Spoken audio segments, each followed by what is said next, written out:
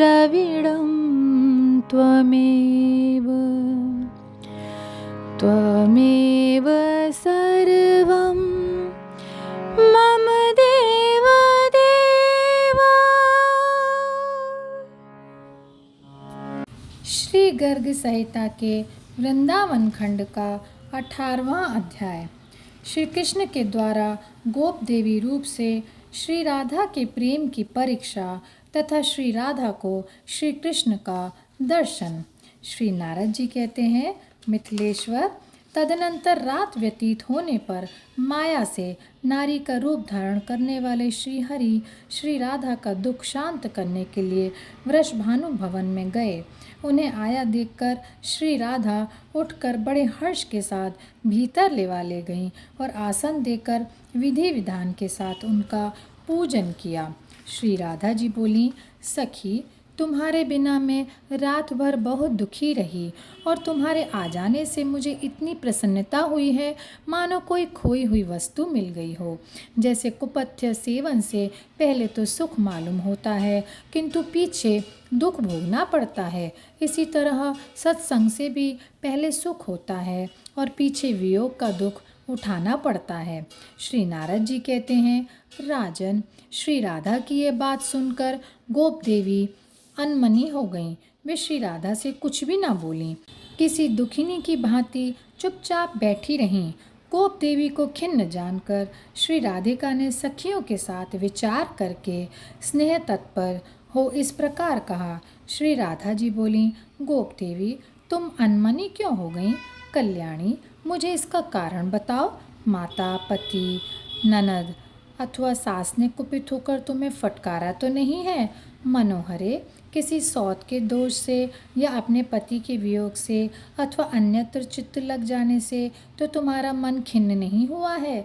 क्या कारण है महाभागे? रास्ता चलने की थकावट से या शरीर में कोई रोग हो जाने से कोई खेद तो नहीं हुआ है? अपने दुख का कारण शीघ्र बताओ।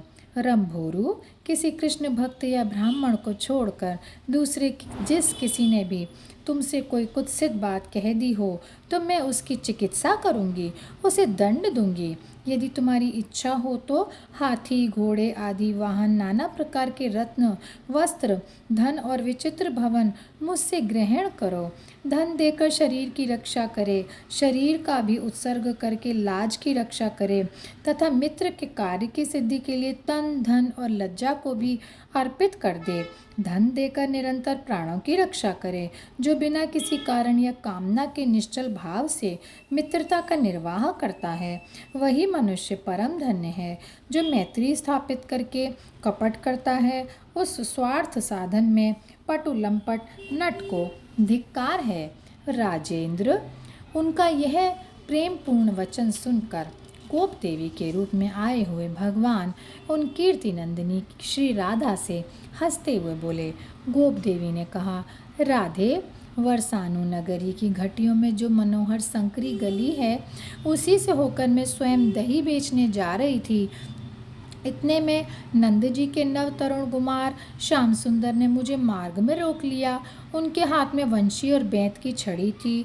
उन रसिक शेखर ने लाज को तिलांजलि दे तुरंत मेरा हाथ पकड़ लिया और जोर जोर से हंसते हुए उस एकांत वन में वे इस प्रकार कहने लगे, सुंदरी, मैं कर लेने वाला हूँ, अतः तू मुझे कर के रूप में दही का दान दे। मैंने कहा, चलो हटो, अपने आप कर लेने वाले बने हुए तुम जैसे गोरस लंपट को मैं कदापि दान नहीं दूंगी। मेरे इतना कहते ही उन्होंने सिर पर से दही का मटका उतार लिया और उसे फोड़ डाला। मटका फोड़कर थोड़ा सा दही पीकर मेरी चादर उतार ली और नंदीश्वर गिरी की ईशान कोण वाली दिशा की ओर वे चल दिए। इससे मैं बहुत अनमनी हो रही हूँ। जात का ग्वाला, काला कलूटा रंग, न धनवान, न वीर, न सुशील और न स्वरूप। सुशीले, ऐसे पुरुष के प्रति तुमने प्रेम किया, यह ठीक नहीं है। मैं कहती हूँ तुम आज से ही शीघ्र ही उस निर्मोही कृष्ण को मन से निकाल दो, उसे सर्वथा त्याग दो।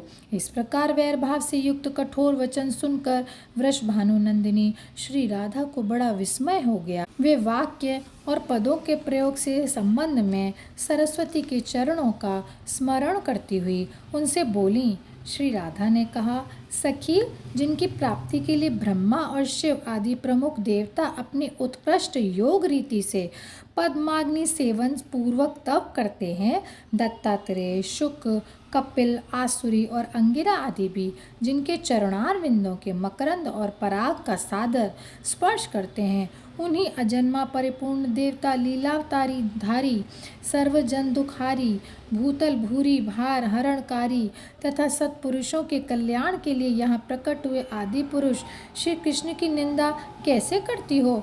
तुम तो बड़ी ढीठ जान पड़ती हो। ग्वाले सदा गौओं का पालन करते हैं, गोरज की गंगा में नहाते हैं, जिसका स्पर्श करते हैं तथा गौओं के उत्तम नामों का जप करते हैं। इतना ही नहीं, उन्हें दिन रात गौओं के सुंदर मुख का दर्शन होता है। मेरी समझ में तो इस भूतल पर गोप जाति से बढ़कर दूसरी कोई जाति ही नहीं है। तुम उसे काला कलूटा बताती हो, किंतु उन श्याम सुंदर श्री कृष्ण की श्याम विभा से विलसित सुंदर कला का दर्शन करके उन्हीं में मन लग जाने के कारण भगवान नीलकंठ औरों के सुंदर मुख को छोड़कर जटाजूट, हलाहल, विष, भस्म, कपाल और सर्प धारण किए हुए उस काले कलूटे के लिए ही पागलों की भांति व्रज में दौड़ते फिरते हैं। स्वर्गलोक, सिद्ध, मुनि, यक्ष और मरुदगणों के पालक तथा समस्त नरों, किन्नरों और नागों के स्वामी भी निरंतर भक्ति भाव से जिनके चरणार बिंदों में प्रणिपात करके उत्कृष्ट लक्ष्मी एवं ऐश्वर्य को पाकर निश्चय ही उन्हें बलि कर समर्पित किया करते हैं, उनको तुम निर्धन कहती हो। वत्सासुर, अघासुर, कालिया नाग, बकासुर, यमलार्जुन, वृक्ष, धेनुकासुर, तृणावर्त, शक्टासुर और पूतना आदि का वध संभवतः तुम्हारी दृष्टि में उनकी वीरता का परिचायक नहीं है। मेरा भी ऐसा ही मत है। उन मुरारी के लिए क्या यश देने वाला हो सकता है, जो कोटि कोटि ब्रह्मांड समूहों के एकमात्र सृष्टा और संहारक हैं। उन पुरुषोत्तम के लिए भक्त से बढ़कर कोई प्रिय हो ऐसा ज्ञात नहीं होता। शंकर, ब्रह्मा, लक्ष्मी तथा रोहिणी नंदन बलराम जी भी उनके लिए भक्तों से अधिक प्रिय नहीं हैं। वे भक्ति से बद्धचित्त होकर भक्तों के पीछे पीछे चलते हैं। अतः श्री कृष्ण केवल सुशील ही नहीं, समस्त लोगों के सुजन समुदाय के चूड़ामणि हैं। वे भक्तों के पीछे चलते हुए अपने रोम रोम में स्थित लोगों को पवित्र करते रहते हैं। वे परमात्मा अपने भक्तजनों के प्रति सदा ही अभिरुचि सूचित करते रहते हैं। अतः अत्यंत भजन करने वालों को भगवान मुकुंद मुक्ति तो अनायास दे देते हैं, किंतु उत्तम भक्ति योग कदापि नहीं देते, क्योंकि उन्हें भक्ति के बंधन में बंधे रहना पड़ता है। गोप देवी बोली, श्री राधे, तुम्हारी बुद्धि बृहस्पति का भी उपहास करती है और वाणी अपने प्रवचन कौशल से वेदवाणी का अनुकरण करती है, किंतु देवी, तुम्हारे बुलाने से यदि परमेश्वर श्री कृष्ण सचमुच यहाँ आ जाएं और तुम्हारी बात का उत्तर दे दें, तब तो मैं मान लूँगी कि तुम्हारा कथन सच है। श्री राधा बोली, सुप्रभु, यदि परमेश्वर श्री कृष्ण मेरे बुलाने से यहाँ आ जाएं, तब मैं तुम्हारे प्रति क्या करूँ, यह तुम ही बताओ। परंतु अपनी ओर से इतना ही कह सकती हूँ कि यदि मेरे स्मरण करने से वनमाली का शुभागमन नहीं हुआ, तो मैं अपना सारा धन और यह भवन तुम्हें दे दूँगी। श्री नारद जी कहते हैं, राजन, तदनंतर श्री राधा उठकर श्री नंद नंदन को नमस्कार करके आसन पर बैठ गईं और उनका ध्यान करने लगीं। उस समय उनके नेत्र ध्यानरत होने के कारण निश्चल हो गए थे। श्री हरि ने देखा, प्रियतमा श्री राधा मेरे दर्शन के लिए उत्कंठित है।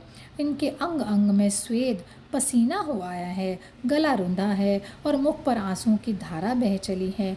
यह देखकर अपना पुरुष रूप धारण करके भक्त वत्सल श्री कृष्ण सखियों के देखते ही देखते सहसा वहाँ प्रकट हो गए और प्रसन्नचित हो घन गर्जन के समान गंभीर वाणी में श्री राधा से बोले। श्री कृष्ण ने कहा, रंभोरु, चंद्रवंदने, ब्रज सुंदरी शिरोमणे, नूतन यौवन शालिनी, मानशीले, प्रिय राधे, तुमने अपनी मधुर वाणी से मुझे बुलाया है, इसलिए मैं तुरंत यहाँ आ गया हूँ। अब आँख खोलकर मुझे देखो। ललने, प्रियतम कृष्ण, आओ यह वाक्य यहाँ से प्रकट हुआ और मैंने सुना। फिर उसी क्षण अपने गोकुल और गोपवृंद को छोड़कर वंशीवट और यमुना के तट से वेगपूर्वक दौड़ता हुआ तुम्हारी प्रसन्नता के लिए यहाँ आ पहुँचा हूँ। मेरे आते ही कोई सखी रूपधारिणी यक्षी, आसुरी, देवांगना अथवा किन्नरी, जो कोई भी मायाविनी तुम्हें छलने के लिए आई थी, यहाँ से चल दी। अतः तुम्हें ऐसी नागिन पर विश्वास ही नहीं करना चाहिए। श्री नारद जी कहते हैं, राजन, तदनंतर श्री राधा श्री हरि को देखकर उनके चरण कमलों में प्रणत हो परमानंद में निमग्न हो गईं। उनका मनोरथ तत्काल पूर्ण हो गया। श्री कृष्णचंद्र के ऐसे अद्भुत चरित्रों का जो भक्ति भाव से श्रवण करता है, वह मनुष्य कृतार्थ हो जाता है। और यहीं पर यह अध्याय समाप्त होता है। जय श्री कृष्णा, जय श्री कृष्णा, जय श्री कृष्णा।